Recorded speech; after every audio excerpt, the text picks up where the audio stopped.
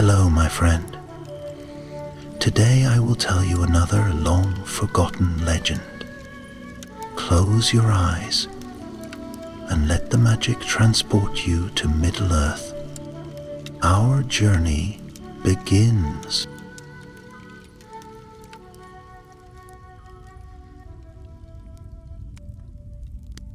There was a time, long before the creeping darkness took root in the heart of the forest, when Greenwood the Great stood proud and untamed beneath the vast wheeling sky, its canopy stretching far beyond the sight of any mortal eye.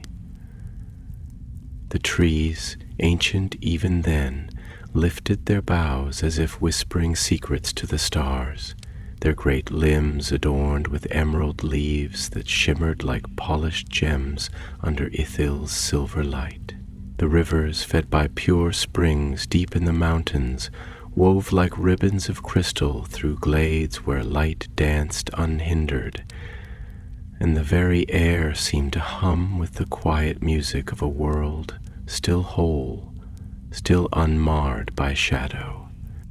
The elves of the woodland realm, the sylvan folk, called this place home, moving through its hidden paths with a grace that seemed not of this world. Their halls, though less grand than those of their kin in far-off Lindon or Rivendell, were woven with enchantment, the very trees embracing their dwellings in a harmony that spoke of an understanding beyond words. The king in those days, Orfair, father of Thranduil, ruled with a wisdom that was shaped not by the grand councils of the Noldor nor the high courts of the Eldar, but by the quiet strength of the land itself. He walked beneath the trees as one might walk among old friends, and the stars above knew his name, for he loved them dearly, and often gazed upon their distant light, wondering if they still watched over the lands of their ancestors beyond the great sea. But time, as it always does, shifted like the wind, and though the greenwood flourished, a shadow had already begun to stir far beyond its borders.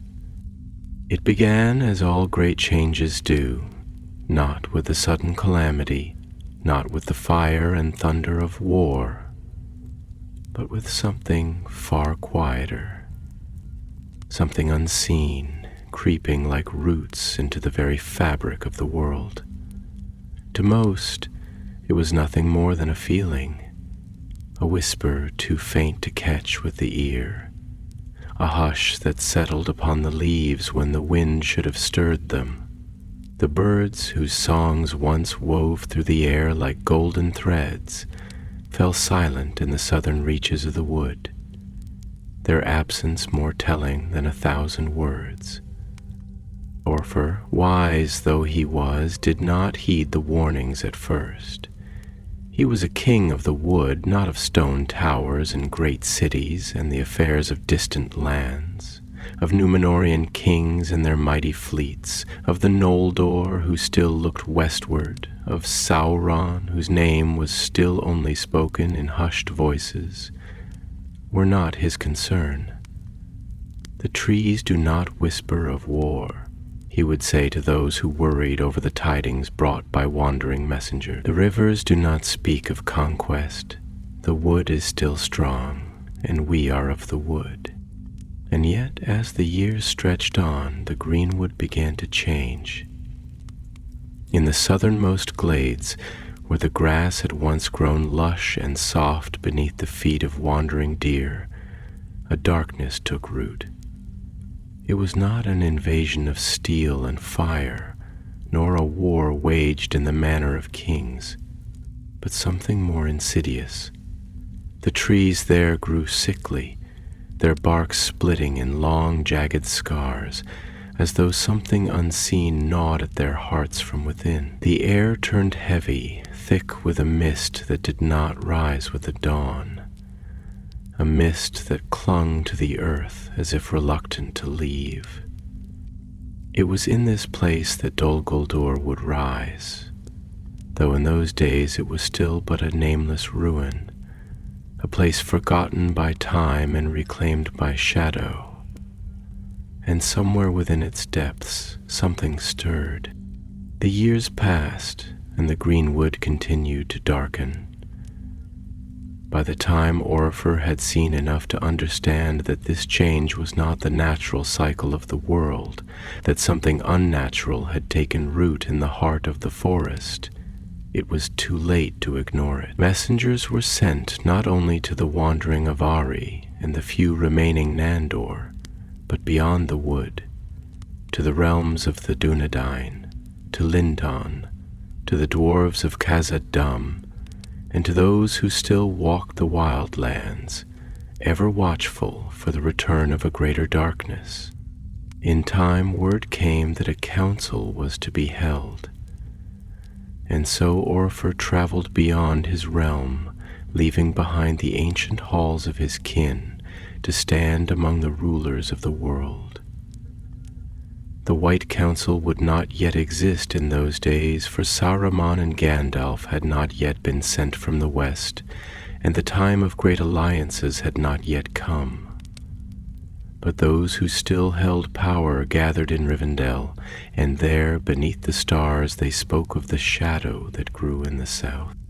It was Gil-galad, High King of the Noldor, who first spoke of Sauron by name. "He has not perished," he said, his voice carrying through the gathering like the deep toll of a bell. "Not wholly. He is not yet strong enough to raise his armies as he did in the elder days, but he has not left Middle-earth, nor will he. There is a darkness moving in the south, and it is his doing." Elrond, whose wisdom was tempered by the long years he had spent watching the world change, was cautious. "If this is indeed his work, it is a cunning one. He does not seek open war, not yet. He works as he did in the beginning, in whispers and shadows, in unseen chains that bind before any realize they are bound." But Orifer, ever wary of the affairs of the Noldor, remained silent for a time. At last, when the others had spoken, he stood, his golden hair catching the firelight, his eyes dark with thought. "If it is as you say," he murmured, his voice quieter than the rest, yet carrying the weight of the ancient wood, "then this is not a war we will fight with swords alone. The greenwood is changing, and I will not see it become a place of shadow. We will endure, as the trees endure." Yet even then he knew, endurance alone would not be enough. The darkness did not come all at once, nor did it spread with the fury of a storm. It was slow, patient, a hunter that knew its prey too well to give chase. By the time the elves of the woodland realm truly understood what had taken root in the south, Dol Guldur was no longer an abandoned ruin, but a fortress of shadow, and within it, hidden behind walls of mist and sorcery, the necromancer ruled. The greenwood had become Mirkwood, and the world would never be the same. The world does not change all at once, nor does the descent into shadow come as a single resounding calamity. It is slow, creeping like ivy through the cracks of an ancient wall, winding its way into the corners where no light reaches, until one day when the dawn breaks, it is dimmer than it was before, and the winds that once carried the scent of earth and rain now taste of something acrid, something hollow, something wrong. The greenwood, once vast and bright, once a place where golden beams of sunlight streamed through leaves that whispered the songs of the wind, was no longer a place of unbroken peace. Mirkwood, for that was what the name would become, did not fall to flame and ruin as some cities of men had fallen, nor was it shattered by great battles such as those waged in Beleriand in the days of the First Age. Its doom was slower, more insidious, unfurling like a sickness that burrowed deep into the marrow of trees and stone, settling in the quiet spaces between roots, festering unseen in the hollows of the great wood, spreading its fingers into the soil until all that grew was touched by shadow. At first the change was almost imperceptible, no more than an unease that lingered in the air. The sylvan elves who dwelled in the southern reaches of the forest whispered of a silence where there should have been song, of animals that fled without cause, of rivers that no longer ran clear but carried with them the bitter taste of decay. And then there was the mist, the thick, cloying fog that rose from the very ground, twining about trunks like a living thing, seeping into the branches like a breath held too long in a chest before exhaling into nothingness. Thranduil, son of Orifer, watched and listened. He was not yet a king, but he was a prince of the woodland folk, and his heart was bound to the forest as the roots of the trees were bound to the earth. He walked often among the deep places of the wood, his keen eyes searching for the source of this slow corruption. But no single place bore the mark of its beginning. Rather, it was as though the forest itself was losing something of its spirit, as though it had become an old creature that had lived too long and had begun to forget the shape of its own song. One night, as the moon hung low and pale in the sky, Thranduil stood at the edge of a glade that had once been bright, but was now little more than a hushed, breathless hollow. The great oaks that had once stood tall and proud now bent their boughs inwards, as though they could no longer bear the weight of their own limbs. The air smelled damp, but it was not the scent of fresh rain upon the earth. It was the scent of something stagnant, something held too long in darkness, a breath that had soured in waiting. His father stood beside him, silent, his golden hair catching the faint silver light like strands of woven starlight. For a long time, Orifer did not speak, but Thranduil knew that he was listening. To the trees, to the wind, to the murmurs of a world that spoke in tongues older than any written word. And then, at last, he sighed, a sound like the wind through hollow reeds. "You feel it too," Thranduil murmured, though he already knew the answer. Orifer did not turn his gaze from the forest. "Aye," he said at length, his voice quiet, measured yet edged with something Thranduil had rarely heard from his father. "Uncertainty. It is like the gathering of storm clouds upon the horizon, but there is no thunder, no wind to carry them. Only the weight of something unseen, a presence that is neither fully here nor fully absent."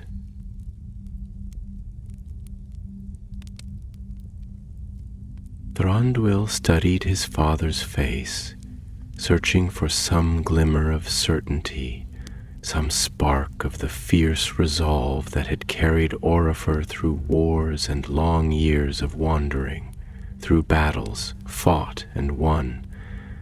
But instead what he saw was something more troubling. A man who did not yet know the shape of the enemy he must face.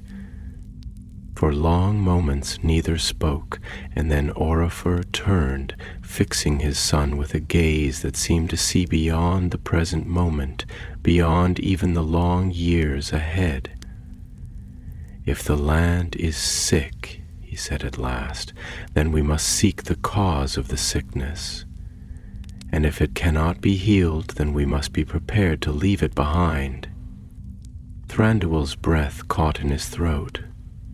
"Leave?" He had never considered such a thing. The very thought of it sent a shudder through him, as though the earth beneath his feet had shifted suddenly, and he no longer knew what lay beneath it. The greenwood is our home. It has always been our home. We are as much a part of it as the trees, as the rivers, as the very stars that watch over it. How can we simply abandon it? Orpher's gaze softened, but his expression remained grave. "Because I will not watch my people waste away with it," he said, his voice quiet yet carrying a weight that seemed to settle into the very air around them. "I will not see us fade, like a song whose last notes are lost before they are sung. If we must, we will retreat to the north, where the shadows have not yet taken hold." Thranduil swallowed hard, his mind racing. He could not imagine a world where the elves of the greenwood no longer walked beneath its boughs, where their laughter did not ring through the glades, where their songs did not rise with the dawn. And yet he could not deny what lay before him, the slow unraveling of the land, the creeping weight of something unseen pressing against them. Still he shook his head, his voice quiet but firm. "And what if the shadow follows?" Orifer did not answer at first, but after a long pause he turned his gaze to the east, to the lands beyond the forest, where Dol Guldur rose like a wound upon the earth, its presence felt even from afar. "Then we will face it," he said at last, "as we always have." But even as he spoke, the wind shifted, carrying with it a whisper, faint but unmistakable, like the voice of something old and patient, something that had waited long years for the forest to forget what it had once been, something that had no intention of leaving. The stars, once bright over the expanse of Greenwood the Great, seemed dimmer now, veiled by an unseen hand, their silver gleam barely piercing the shifting canopies of the forest. It was as if the heavens themselves recoiled from what was unfolding below, unwilling to cast their light upon the shadow that had taken root in the south. The great trees, ancient and wise, no longer whispered to the wind in the same way they once had, for their voices were heavy with an unease that could not be spoken. A slow, creeping realization that something unnatural had entwined itself among their roots, drinking deep of the earth and spreading tendrils of darkness beneath the surface. The elves, too, felt this change, though they did not name it at first, not out of ignorance, but out of the quiet, instinctive reluctance of those who sense the storm on the horizon, yet refuse to believe that the sky will break above them. Thranduil had long been attuned to the forest, for it had been his home since before he could form words upon his tongue. It was not merely a place of dwelling for him, nor merely the seat of his father's rule. It was a living thing, a vast and breathing entity bound inextricably to the song of his own soul. He had grown up beneath its boughs, had chased the golden light of Ithil through its glades, had listened to the rivers as they wove silver trails through the undergrowth. But now, when he walked beneath those same trees, they no longer welcomed him as they once had. The paths, once known to him as surely as his own mind, seemed to twist and shift, as if the land itself recoiled from familiarity. The wind no longer brought only the scent of moss and rain, but something acrid, something stagnant, something that did not belong. His father Orfer had seen it too, though he did not always give voice to his thoughts. He was not one to waste words upon speculation, nor one to speak of dread when action was what mattered. But Thranduil knew his father well, and he could see it in the way his gaze lingered upon the southern edges of their realm, in the way his fingers tightened upon the hilt of his blade when he thought no one was watching, in the way his voice, once light with confidence, had taken on a weight that had not been there before. And so it was, upon a night when the wind carried no sound save the hollow rustling of dead leaves, that Thranduil found himself standing at the edge of a clearing where the trees bent low, their limbs gnarled like fingers grasping at something unseen. His father stood beside him, his face illuminated by the pale glow of the moon, yet the light did little to soften the hard lines that had settled upon him. There was a stillness to him that was almost unnatural, as if he had become a figure carved of stone rather than flesh and spirit, his thoughts stretching far beyond what the eye could perceive. It was Thranduil who broke the silence first, his voice quiet, yet heavy with the weight of his own thoughts. "I have never known the trees to fall silent like this," he murmured, his gaze tracing the darkened shapes of the branches above them.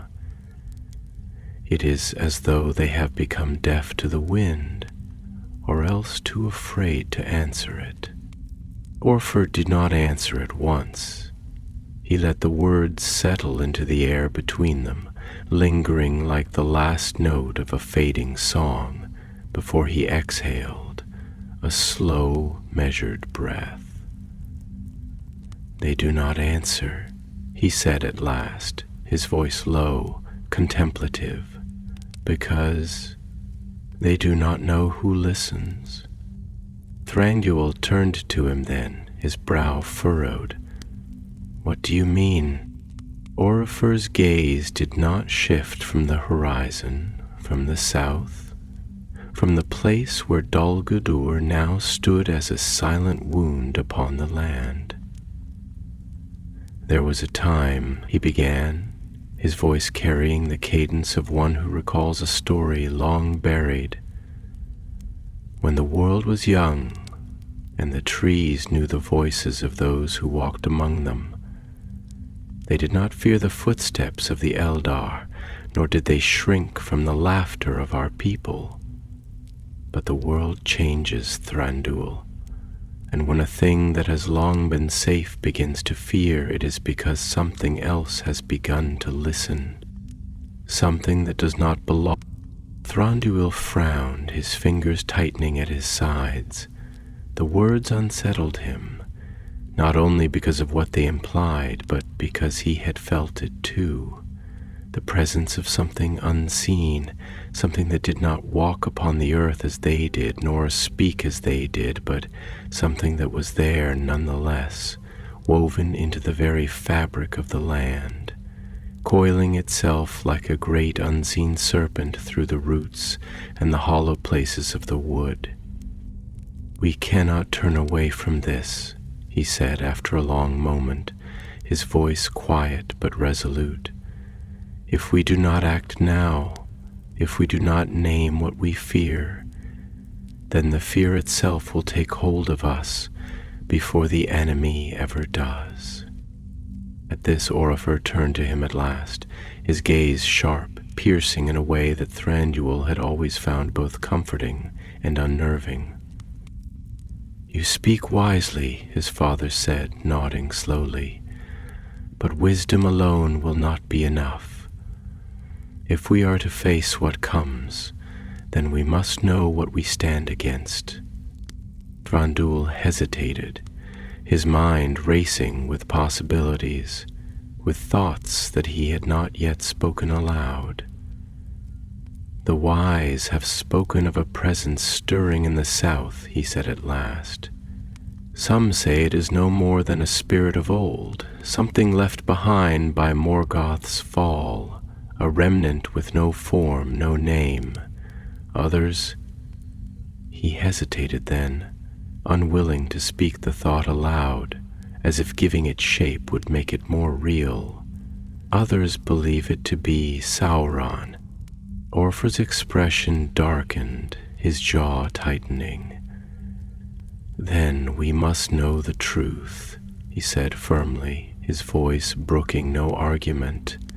"And if it is he, if the enemy has returned, then we must be prepared to act."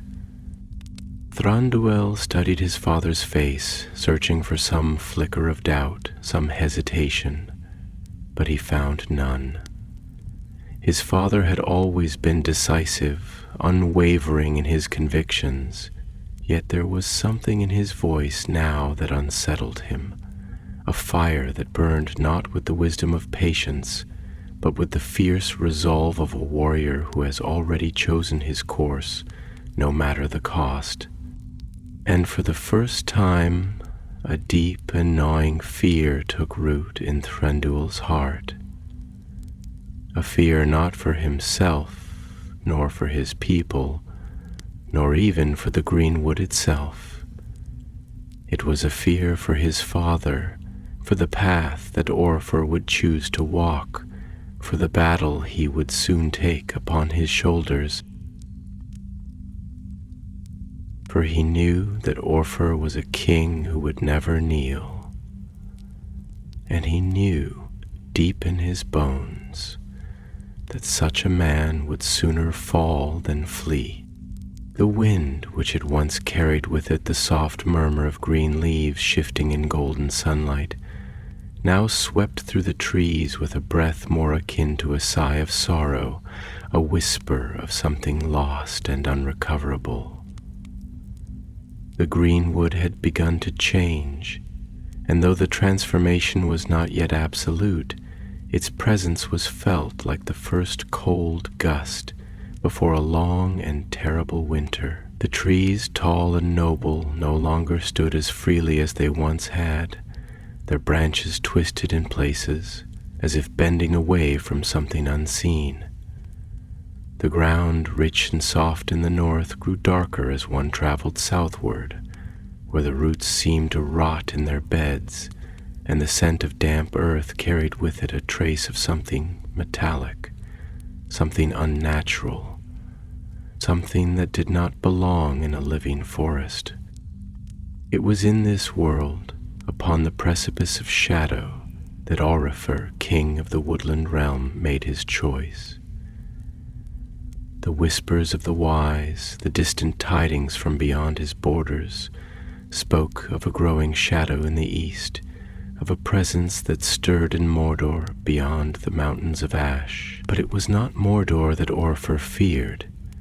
No, it was the sickness that had taken root in his own land, the slow poisoning of the air, the retreat of the creatures who once dwelled freely in the wood, the silence that crept through the glades where birds had once sung without fear. It was not an army he fought, not yet. It was something deeper, something older, something that had no banner, no face, but that worked upon the world in a way that was more insidious than any open war. And so he summoned his son Thranduil upon an evening where the sky glowed red as though it too burned with some unseen fire, where the stars flickered like candle flames in a wind not yet arrived. The halls of the woodland realm, carved deep into the stone, were quiet that night, for the elves who dwelled there were restless, their spirits unsettled. Even the torches which usually burned with a steady light seemed dimmer, their flames flickering as if in hesitation. Thranduil found his father upon the wide balcony of their halls, overlooking the northern glades that still remained untouched by shadow. Aurifer stood tall, his golden hair illuminated by the moon, his brow furrowed in thought. He was clad in the armor of his people, not the shining steel of the Noldor nor the gilded mail of Numenor, the woven, elven-forged plates of the wood, light as a whisper, strong as the boughs of the tree. He had always worn it when troubled, though he would never say why. Perhaps it was a reminder of his duty, or perhaps it was a habit born of the long years of wandering before the woodland realm had been built, a time when every step into the unknown required caution.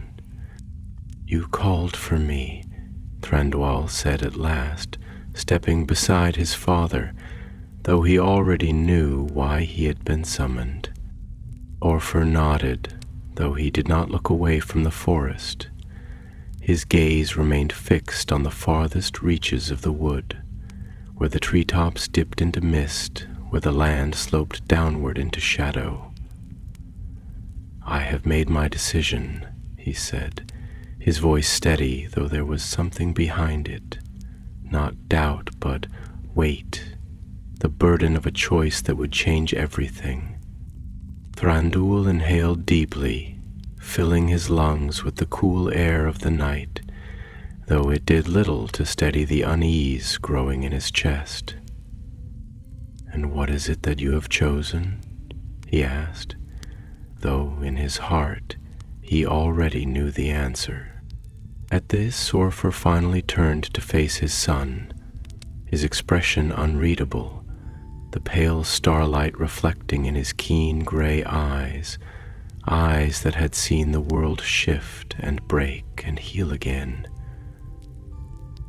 "We will march to war," he said simply, though there was nothing simple about the words. Thranduil's breath caught for the barest moment, but he did not let it show, did not allow his expression to falter, though his mind stirred with thoughts unspoken, fears unnamed. He had known that his father would choose this path. He had seen it in the way he moved, the way he had spoken of late, the way he had lingered at the borders of their land, as though listening to something only he could hear, and yet knowing did not soften the reality of it. "You have long said that the concerns of the outside world are not ours," Thranduil said carefully, though there was no accusation in his tone, only inquiry, only the careful consideration of a son who wished to understand. "That we are of the wood, and the wood alone. That the affairs of kings and councils beyond our borders need not be ours to bear." Orfer's gaze did not waver. "And I do not fight for their wars," he said. "I do not march to defend Numenor, nor to reclaim the glories of the past, nor to see the Noldor wage their battles against an enemy that has ever been their own." He exhaled, a slow and steady breath. "I fight for this wood, for the trees that still stand, for the waters that have not yet been poisoned, for the glades where our people still walk without fear. I fight because if we do not, then the shadow that grows beyond our sight will take what is ours before we even recognize that it has arrived." Thranduil closed his eyes for the barest moment, though it did nothing to silence the thoughts racing within him, the images of what war would mean, of what war would take. He had never known his father to be reckless, nor to be one who sought battle needlessly. But war was not just swords and shields, nor was it only a thing of banners and strategies. It was a thing of blood and loss, of grief carved into the bones of a people, of songs sung not in victory, but in remembrance. "Will you lead them yourself?" he asked, already knowing the answer. Orfer nodded. "I will not send my people where I would not go myself," he said, his voice steady, though there was something beneath it, something that was not hesitation but resolve, resolve so firm that it left no room for turning back. I will march to Mordor with the others, and we will strike before Sauron's strength is complete. We will not sit idle while the world is broken beneath his hand." Thranduil let out a slow breath, turning his gaze back to the forest before them, the darkened trees stretching toward the horizon, their boughs trembling with something that might have been wind, or might have been something else entirely. "Then I will go with you," he said at last, the words falling from his lips before he had even fully processed them. Orfer turned sharply at that, his brow furrowing. "No," he said firmly, "you will stay. You will guard what remains. If I do not return, then you will be king of the woodland realm." Thranduil felt something cold settle in his chest at those words, something that ran deeper than fear, deeper than hesitation. The weight of them, the finality, the unspoken acknowledgement of what they truly meant, pressed against him like the weight of the ancient trees above them, vast and endless and inescapable.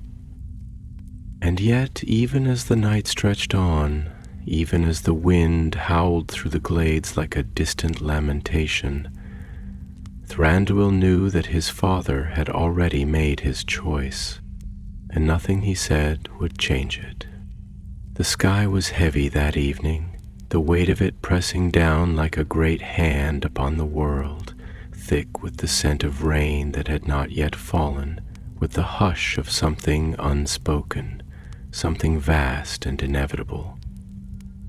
The stars, when they emerged, flickered dimly, as if hesitant to bear witness to what was to come, as if they knew that the world as it had been would soon be fractured, changed, reshaped beneath the weight of war. The trees stood still, their boughs stiff as the spears of silent sentinels, their shadows stretching long across the forest floor, where the soft moss seemed duller, the ancient roots colder beneath Thranduil's feet as he stood upon the threshold of fate. The halls of the woodland realm, carved deep into the embrace of the earth, were quiet, though not with the peace that once filled them. The silence was of departure, of expectation, of the unbearable pause before a blade is drawn, before a bowstring is loosed, before the tide of history crashes forward and takes with it the uncounted souls that will never return. The warriors gathered in the deep chambers, their armor glinting with the light of the torches, their eyes bright with readiness, though in each of them was the silent understanding that not all would walk these halls again. And at their head Orfer stood, tall, unshaken, his hand resting lightly upon the hilt of his sword, his expression carved from the same resolute will that had made him king.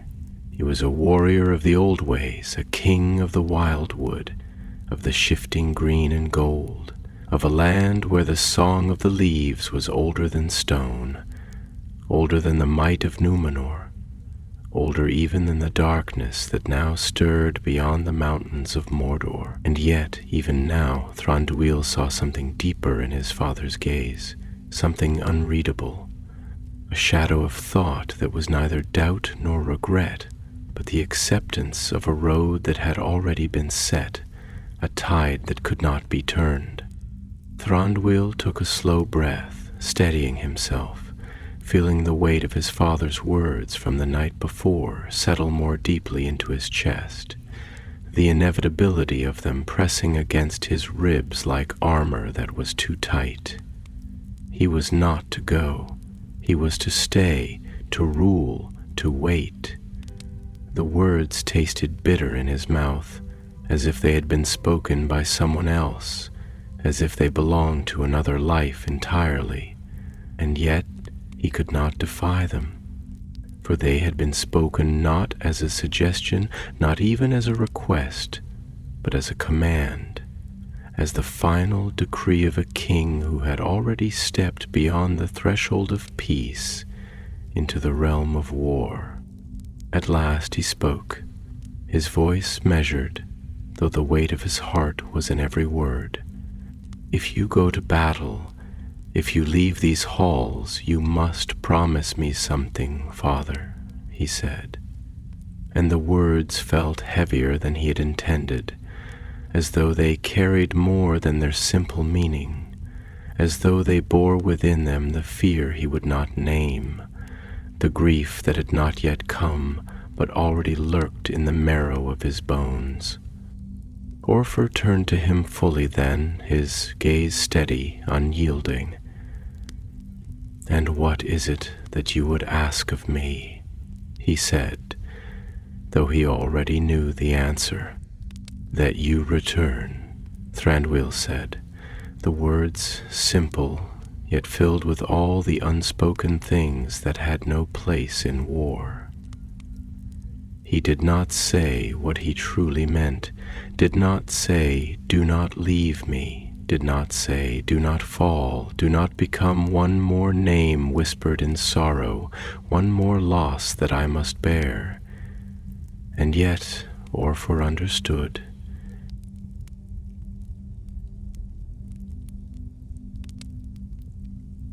The king exhaled softly, and when he spoke, there was a quiet solemnity in his voice, a sorrow too deep for words, too old for tears.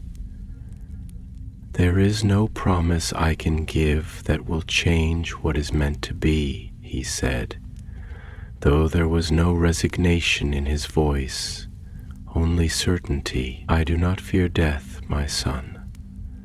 I do not march because I seek it, but neither will I flee from it. If the fates weave my end into this war, then so be it. But hear me, Thranduil, and hear me well. If I do not return, you will rule, and you will rule not as a steward in my place, not as one who waits for another to take the burden from your shoulders, but as a king. You will bear the weight of our people, and you will stand as the last shield between the darkness and the land we call home." Thranduil felt his jaw tighten, but he did not look away. "And if you do return?" he asked, though it was a child's question, a foolish question, a question asked not because he did not know the answer, but because some part of him still longed to hear his father tell him that all would be well, that he would come back, that this war would be won without cost. Orpher's lips curved slightly, though the smile did not reach his eyes. "Then you will still be king one day," he said simply, and Thranduil knew then with terrible certainty that his father did not expect to return. The march to war was silent, save for the sound of boots upon the earth, for the elves of Greenwood were not as men who sang to steel and glory. They were not as the Noldor, who saw war as a thing of banners and grand songs of heroism. They were of the forest, and the forest did not sing of war. The forest only whispered of loss. Through the long days and nights, Orpher led his host southward to join the great last alliance, where elves and men stood side by side, where the banners of Gil-galad, High King of the Noldor, and Elendil, King of Gondor and Arnor, were raised against the darkness of Mordor. It was a war unlike any that had come before, a war not of kings against kings, nor of mortals against mortals, but of light against shadow, of all that still remained unbroken against the will of the Dark Lord. And when the battle was joined, when the black tide of Sauron's armies crashed against the spears of the Eldar and the swords of men, Orifer did as he had always done. He led from the front, unbowed, unbroken, as a king who would not stand in the shadow of another, not even a high king of the Eldar, not even the heirs of Númenor, whose kingdom stretched beyond the sea. He did not wait for command, did not pause to measure the careful strategies of Gil-galad's forces. He was a warrior of the wood, and he would not see his people fight as a vanguard to another's war. So it was that he charged before the command was given, before the line was set, before the strength of the enemy had been fully measured. And in that charge, among the countless blades and the seething black tide, he fell. Orfer, king of the woodland realm, was cut down upon the slopes of Mordor, beneath the shadow of Barad-dûr, where the fires of war burned so bright that even the stars above were hidden, where the sky itself seemed to weep with ash and sorrow. And with him fell thousands of his people, his warriors who had followed him into death without hesitation, without fear, as they had always done. But the war did not end with him. It would be 6 more years before Sauron was at last defeated, before the One Ring was taken from his hand, before the black gates of Mordor fell. And when Thranduil received word of his father's fate, he did not weep. He only turned his gaze north, toward the forest that now belonged to him alone, toward the realm that he must now bear, toward the kingdom that would stand even as Shadowfell once more, even as the green wood withered into Mirkwood. For Orfer was gone, and Thranduil was king. The greenwood had never known true silence, not in the long ages when the stars alone watched over the earth, nor in the days when the first elves wandered beneath its vast canopy, nor even when the creeping shadow first took root in its southern reaches. It had always breathed, always whispered, always sung, in the voice of rustling leaves and the sigh of wind through ancient branches, in the murmur of the rivers that cut silver paths through the woodland, in the gentle chorus of birds that welcome the dawn and bid farewell to the dusk. But now, something had changed. Now the silence was heavy, weighted with the absence of things that should have been. The laughter of those who had once walked freely among the glades, the soft footfalls of warriors who would never return, the warm echoes of voices that had spoken of peace, of light, of things that now seemed far away, as distant as a forgotten dream. The war was over, but the forest did not rejoice, nor did its king. The shadow of battle still clung to the boughs like morning mist that refused to lift, and though Sauron had been defeated, though the great alliance had been victorious, it did not feel like victory to Thranduil.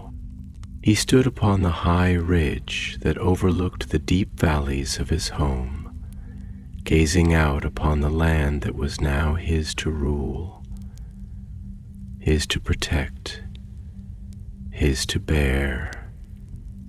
The crown weighed heavily upon him, though it was not a thing of gold and jewels, not a circlet meant for the courts of the Eldar. It was a crown of woodland leaves, woven in the manner of his people, but upon his brow it felt as though it had been forged of iron, of stone, of something that would never be lifted from him, no matter how many years passed. His father was gone, lost to the war that had swallowed so many lives, and with him had gone the last of the certainty that had once anchored Thranduil's heart. The trees bent low in the wind, their limbs creaking with an almost mournful song, and the stars above shone dimly through the veil of cloud that stretched across the sky. The halls of the woodland realm, carved deep beneath the hills in the manner of the dwarves, yet filled with the light and grace of the Eldar, stood quiet behind him, a sanctuary that had become a tomb for memories he could not yet put to rest. His people looked to him now, waiting, watching, seeking in his eyes the strength they had once found in his father, and he knew he could not falter. And yet, in the solitude of the night, in the hush of the forest where no one could see him, he allowed himself to feel the weight of his grief. A soft sound behind him, light as the falling of a leaf, yet unmistakable, drew him from his thoughts, and he turned to find one of his captains standing at a respectful distance, his posture straight, though his face was lined with the same weariness that Thranduil himself felt. Gallion, one of the eldest among his kin, a warrior who had fought beside Orifer and survived the ruin of the battle upon the blackened slopes of Mordor, a soldier who had seen too much, who'd lost too much and yet still stood, because there was nothing else to be done. "You have not rested, my lord," Gallion said softly, his voice steady, though there was something beneath it, an understanding, a quiet sorrow that did not need to be spoken aloud. Thranduil exhaled, turning his gaze once more to the dark expanse of the forest where the trees swayed in a rhythm he could not quite place. "Rest," he murmured, his voice carrying the weight of something beyond weariness. "I do not believe I remember what it feels like. Perhaps I shall relearn it in time." Gallion hesitated before stepping closer, his expression unreadable. "The war is ended," he said after a moment, though the words did not carry relief, only the quiet observation of one who knew that wars did not truly end, not in the hearts of those who had fought them. "The enemy is vanquished. The land may yet heal." Thranduil let out a breath, slow and measured, though it did little to ease the tension in his chest. "Perhaps," he said, his voice quiet, distant, "but it will not be as it was. We have paid for this victory, Gallion, paid in blood, in loss, in things that can never be reclaimed.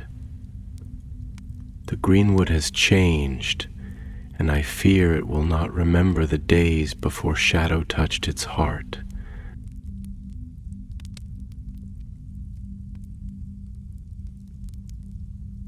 Gallion did not answer immediately. Instead, he followed Thranduil's gaze toward the distant hills, where the faint glow of the moon barely touched the treetops, where the deeper parts of the woods stretched into darkness that was not entirely natural, not entirely right. "You fear that the darkness is not truly gone," he said at last, not as a question, but as a statement of something they both knew. Thranduil's fingers curled slightly, his hands clasping before him as he turned those words over in his mind. "The world does not shed shadow so easily," he murmured. Even the strongest light can only push it back, not erase it entirely. Sauron is fallen, but something lingers. The trees whisper of it. The rivers murmur in tongues I do not understand. The very roots of the forest twist as though something stirs beneath them. He paused, his voice dropping lower, as if speaking too loudly might call something forth from the depths of the night. And then there is the south. Galion's expression darkened. Dol Guldur, he said, the name alone enough to sour the air between them. Thranduil nodded, his gaze sharp. It was there before Sauron revealed himself, before he took shape again in Mordor, before the war. And now, though he is cast down, it remains, a place that should not be, a wound that does not close, a whisper that does not fade. He let his breath escape slowly, watching as the mist rose from the trees below, clinging to the forest floor like a living thing. I will not allow it to fester, not in my realm, not in my home. Galion was silent for a long moment, and when he finally spoke, his voice was careful, measured. Then, what will you do, my king? Thranduil did not answer at first, for he did not yet know. He could see the path before him, but it was one of many, twisting and uncertain, shadowed by things he could not yet name. The weight of the crown upon his brow was lighter than the weight upon his heart, but it was a burden he would bear, as his father had borne it before him. At last he turned to Galion, his expression firm, though there was something in his eyes that spoke of the long years ahead, of battles yet to come, of wounds that had not yet been dealt, but that he already felt deep within his soul. We will not march to war again, he said, though there was steel in his voice, but neither will we sit idle. If the darkness stirs, we will be ready. If it rises, we will stand. His gaze turned once more to the south, to the distant shadow of Dol Guldur, hidden beneath the trees, but never truly gone. The woodland realm will not fall. Time is a river, relentless in its course, ever moving, ever changing, though those who dwell upon its banks often delude themselves into believing that it flows at their bidding. But time bends for no king, nor does it yield to the sorrow of those who would hold on to what was, hoping in vain that the past might be grasped like a fleeting dream that lingers upon waking. The war had ended, but the weight of it did not lift. Orpher was gone and Thranduil was king, and though he had worn the title now for long years, still it sat upon him like a mantle of iron, unshakable, unyielding. He did not rule as his father had, nor did he seek to.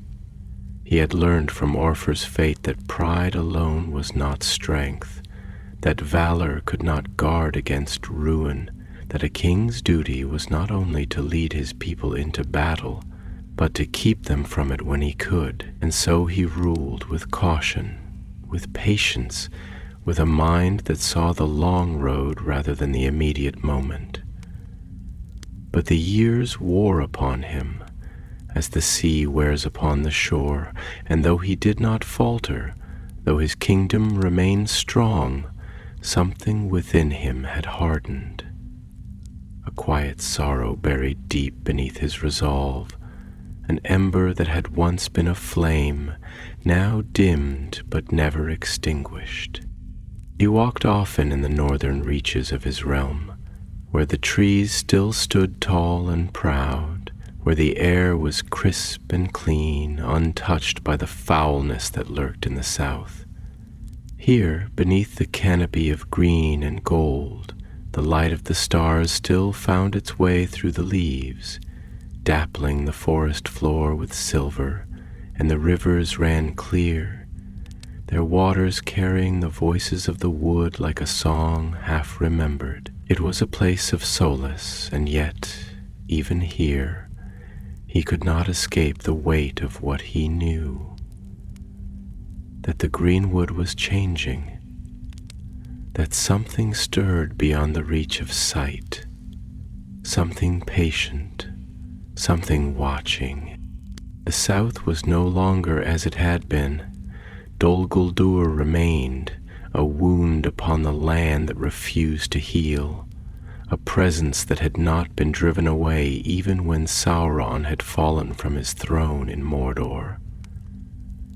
It festered, unseen yet ever present, and though its master was gone, though no banners flew from its broken towers, the shadow had not lifted, nor had it been forgotten. It was not a thing of armies or conquest, not yet, but of whispers, of unseen movements, of shadows that lengthened where no light should have cast them.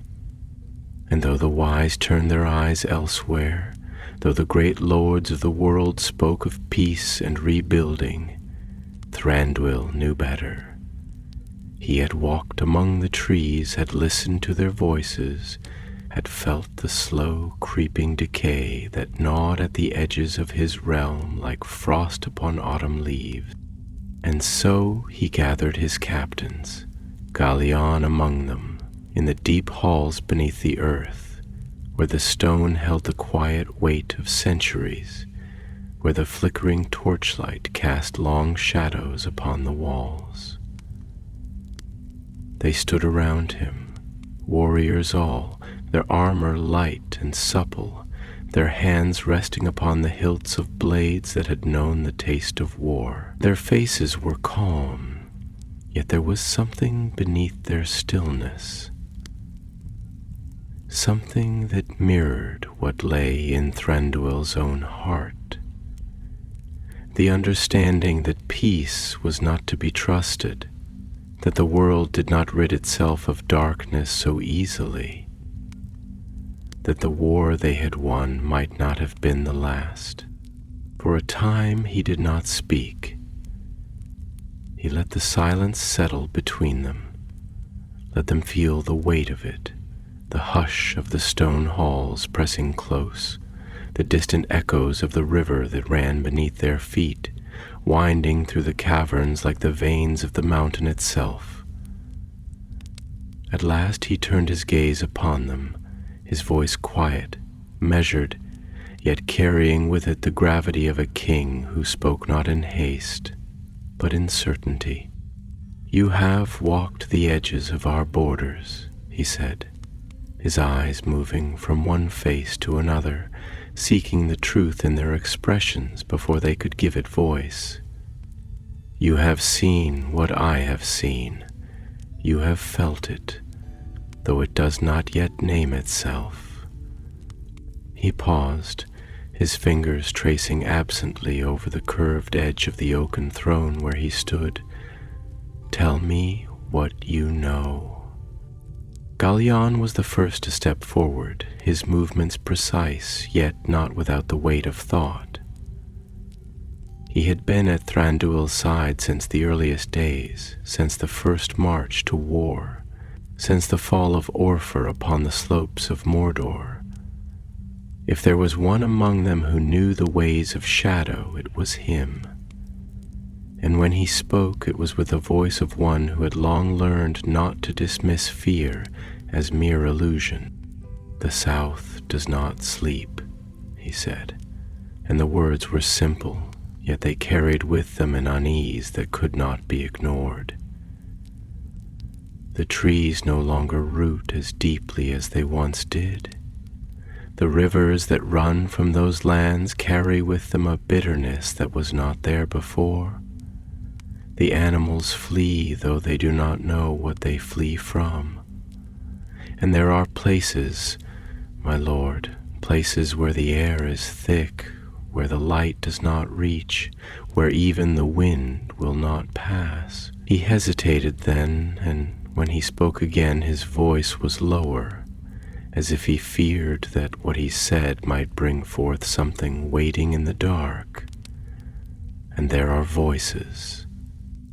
A stillness settled over the room, heavier than before, and though no one spoke, Thranduil saw it in their eyes, that this was not mere fancy, not the imaginings of weary men who had seen too much war.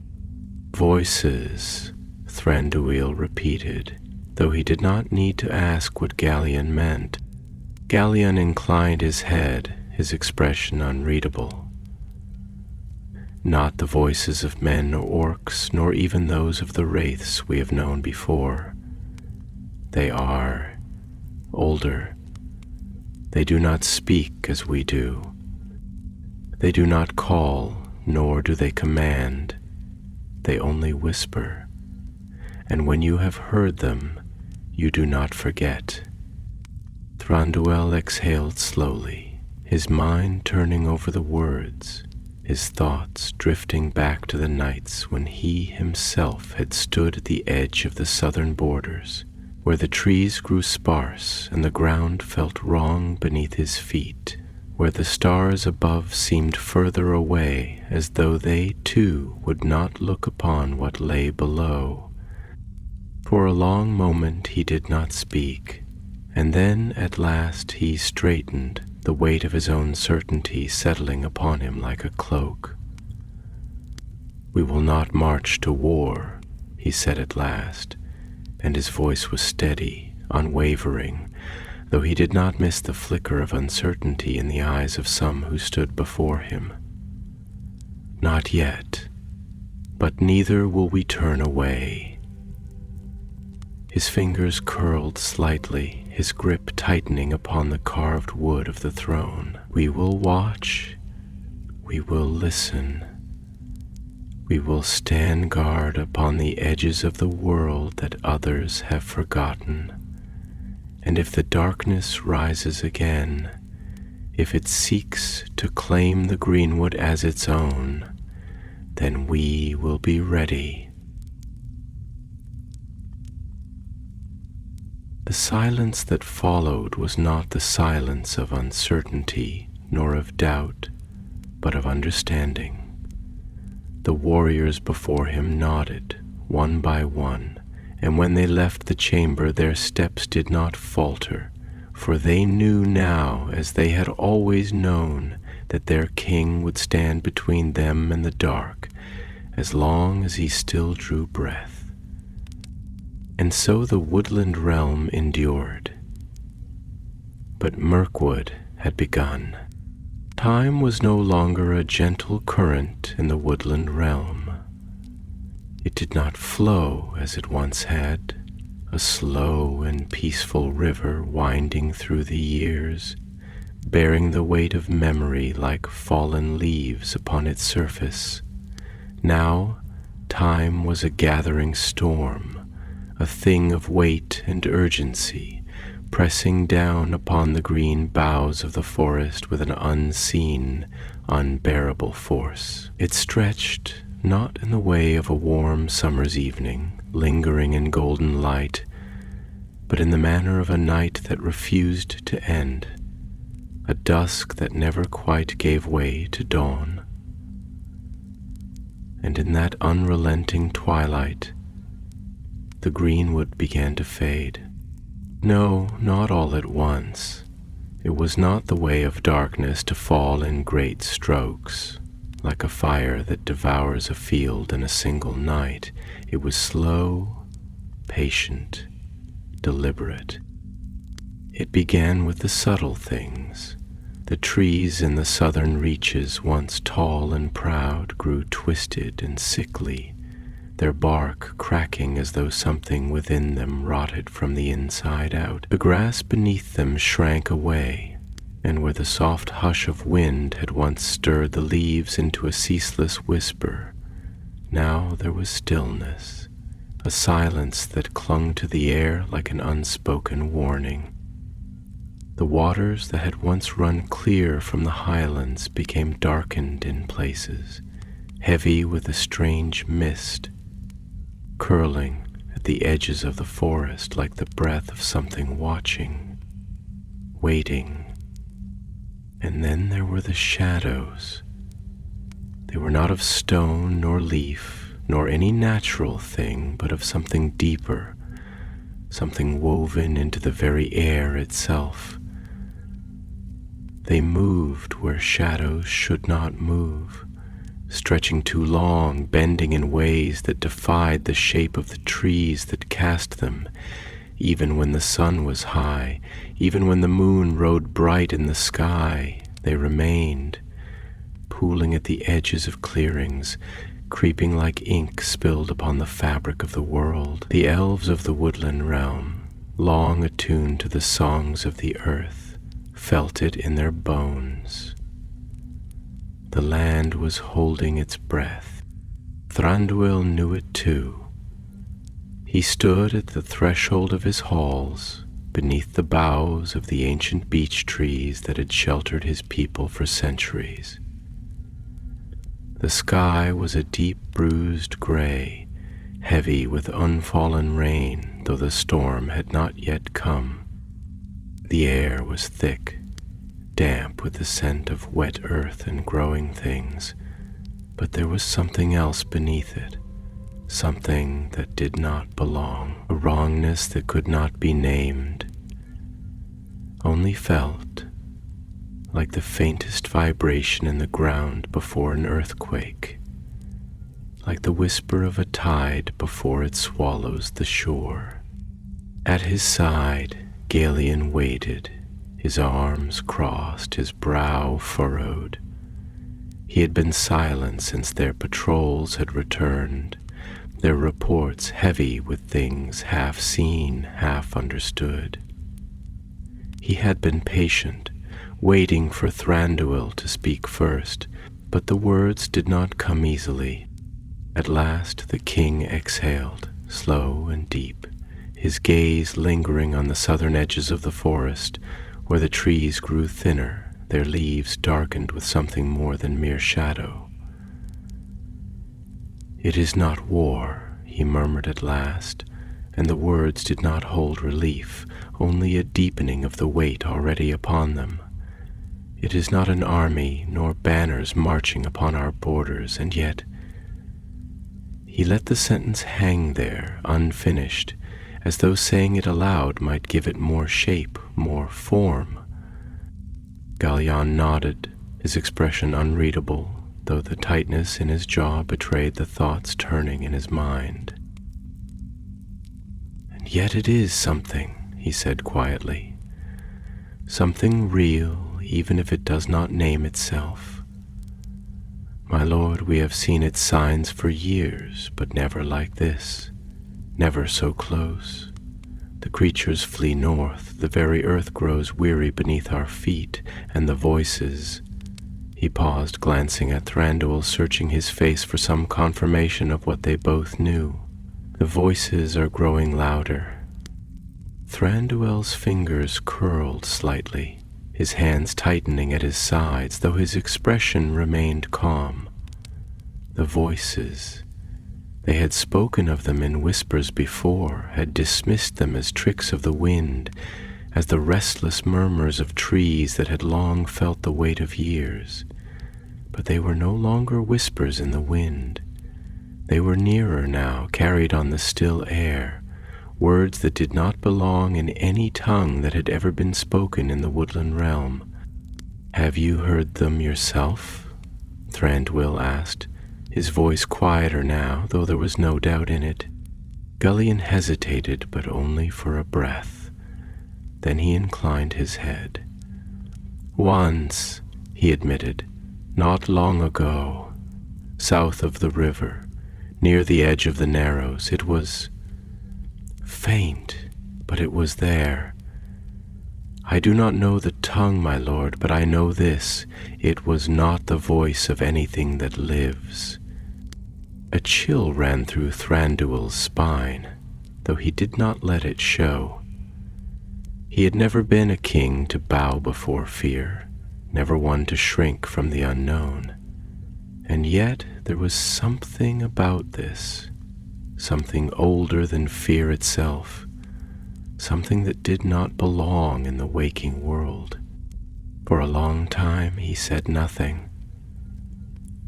The wind stirred the leaves above them, shifting them in waves of green and gold, but even the trees seemed uncertain, as though waiting, listening, as though they too knew what lurked beyond the reach of their roots. At last Thranduil turned his gaze back to his captain. "We will not march blindly," he said, his voice firm now, though it was not the certainty of victory, but the certainty of one who knew that the game had already begun, even if the pieces had yet to be revealed. "We will not call it war until it names itself as such. But we will not be idle." Gallion inclined his head, waiting. Thranduil's gaze drifted back to the south, to the unseen menace that lay hidden beneath the boughs of the trees that had once been bright and golden. "Send watchers," he said at last, his voice low, careful, not only to the borders but within them. "The shadows do not only come from without." He let his breath escape slowly, feeling the weight of his own words. "Something is growing in our midst, and I will not let it take root." Gallion bowed slightly, then turned, disappearing into the dim light of the halls, his footfalls silent against the stone. Thranduil remained, his eyes still upon the forest, upon the green that was no longer untouched, upon the long road that stretched ahead of him, unseen but inevitable. The shadow was here, and Mirkwood had begun. There was a weight in the air, an oppression that could not be measured in words, nor banished by the warmth of a sun that now seemed ever more distant. The greenwood was dimming, not as a fire that is suddenly doused, but as an ember that slowly, inevitably suffocates beneath the gathering ash. The stars, which once shone bright through the forest canopy, now seemed veiled, their light refracted through a mist that rose in strange, slow coils from the undergrowth, lingering at the edges of vision like something half alive. The trees, once so full of voice, no longer spoke as they once did. Their whispers were faint, uncertain, as though even they, ancient as they were, feared to draw too much attention to themselves. It was in the southernmost reaches, beyond the narrows of the forest, where the change had taken its firmest root. Dol Guldur, a name now spoken only in hushed tones, a place unseen by most, yet felt by all, stood hidden within the folds of the land, a great wound carved into the world, festering and waiting, biding its time. It had not always been so. Once it had been naught but a ruin, a forgotten keep upon an unnamed hill, but ruins left too long in silence sometimes remember their own names. And now Dol Guldur had remembered something far worse, a presence, a shadow, something neither seen nor spoken, but known. The necromancer had come. And though the wise still debated among themselves what precisely this meant, whether it was a mere sorcerer, a spirit, or something far older, Thranduil did not wait for their conclusions. He did not need a council to tell him what he already felt in the bones of his land. It was growing, it was spreading, and it had not come to be contained.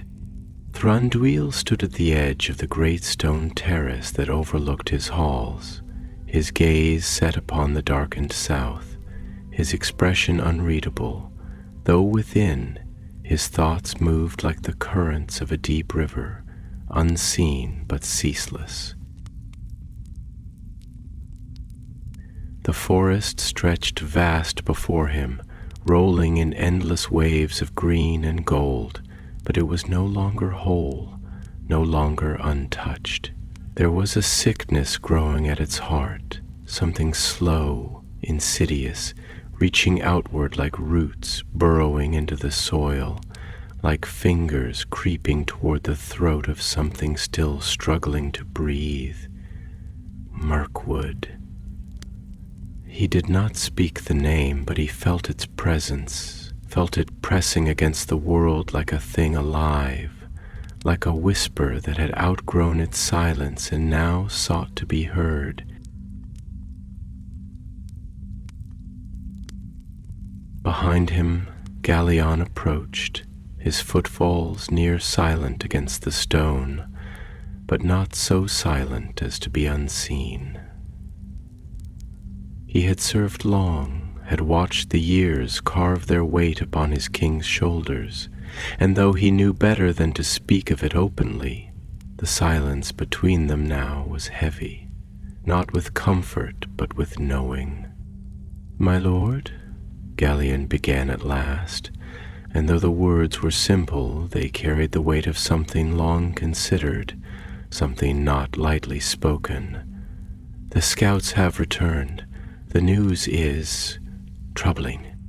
Thranduil did not turn immediately, did not shift his gaze from the farthest reaches of his realm, but something in his stance, something in the faint tightening of his fingers at his sides, betrayed that he had been waiting for this, that he had known the tidings would be thus, even before they had been spoken.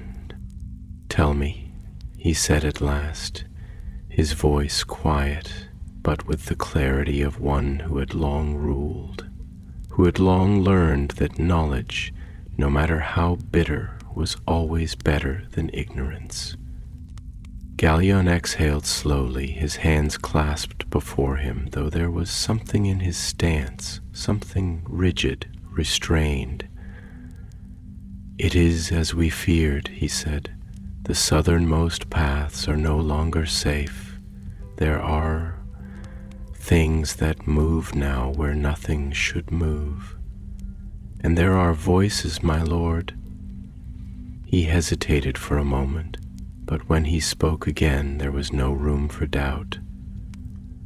"Not of beasts, not of men, not of anything that should walk beneath these trees."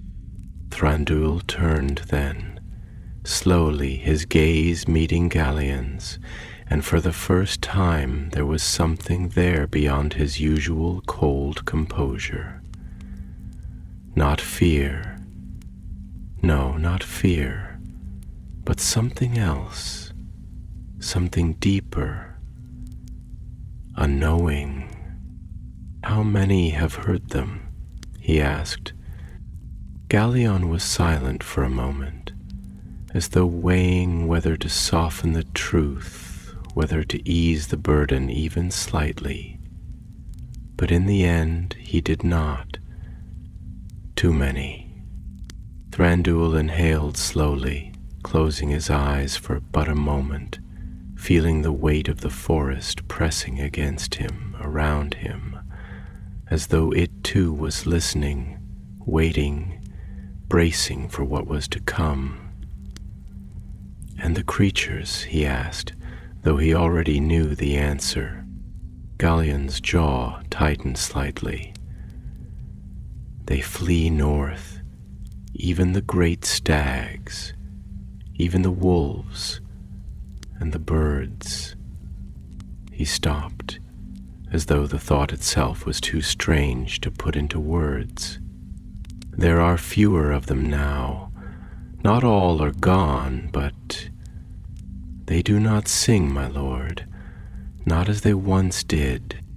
A silence stretched between them then, heavy and unbroken, save for the faint stirring of the wind in the leaves above, though even the wind now seemed hollow, as though it moved through a land that no longer wished to be touched. At last Thranduil spoke again, but his voice was softer now, more thoughtful, as though he was speaking not only to Galion, but to the very air, to the very trees that stood around them. The forest remembers things longer than we do, he murmured. It holds the echoes of what has come before, carries them forward, keeps them hidden in its roots, in its stones, in the very bones of the earth. And now, he let out a slow breath. Now it is remembering something it should have forgotten. Galion studied him for a long moment before speaking. Then what are we to do, my lord? Thranduil did not answer immediately. He turned his gaze back to the trees, to the ever-darkening south, his expression unreadable. But when he spoke, his voice was quiet, steady, and edged with the weight of something long decided. We do not move in haste, he said. Not yet. This is not war, not as the world would name it, but it is a battle nonetheless, and we will not wait for it to come to us. He turned fully now, his cloak shifting like the shadows of the trees behind him. Send more scouts, not only to the borders but beyond them. I want to know what lies within Dol Guldur, what stirs there, what breathes in the dark. And if it is what I fear, his voice did not waver, but something in it grew colder, then we will act. We will not wait for the wise to debate among themselves, nor will we seek counsel from those who do not walk beneath these trees.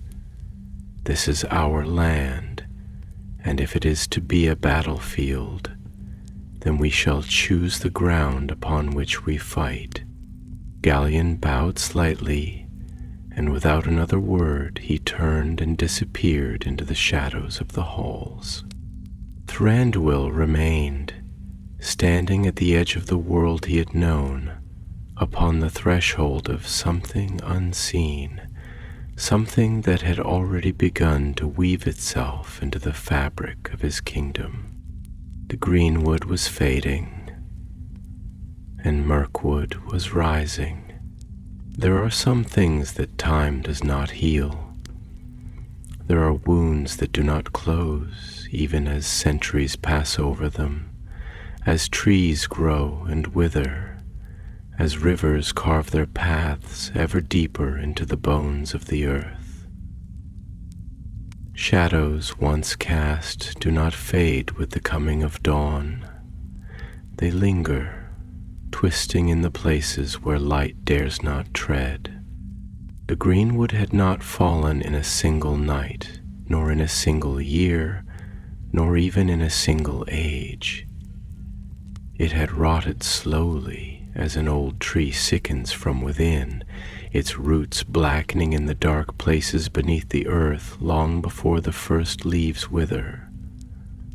Dol Guldur had been the source, but not the only cause. The corruption had spread like a silent poison, not only in the land itself, but in the hearts of those who lived beneath its boughs. Even the elves, long steadfast, had not been untouched.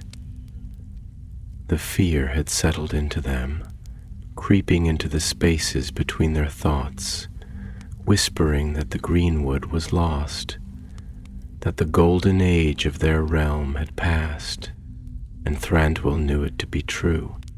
He stood upon the balcony of his great halls, his gaze fixed upon the horizon, where the trees stretched endlessly into shadow, their once bright crowns now heavy with the weight of something unseen.